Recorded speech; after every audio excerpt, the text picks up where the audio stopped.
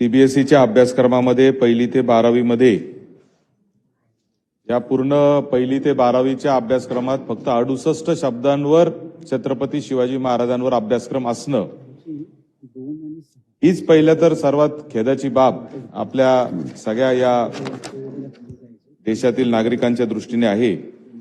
आपल्या महाराष्ट्राचं आराध्य दैवत असलेले छत्रपती शिवाजी महाराजांचा इतिहास जर देश पातळीवर जाऊ शकत नसेल आणि त्याच्यामध्ये दुर्दैव असं आहे की याची चर्चा करण्यासाठी आम्हाला सभागृहात वारंवार हे प्रश्न मांडावा लागतात, हे देखील मला असं वाटतं की कुठेतरी या शालेय शिक्षण विभागाचं अपयश आहे असं म्हणलं तर चुकीचं ठरणार नाही।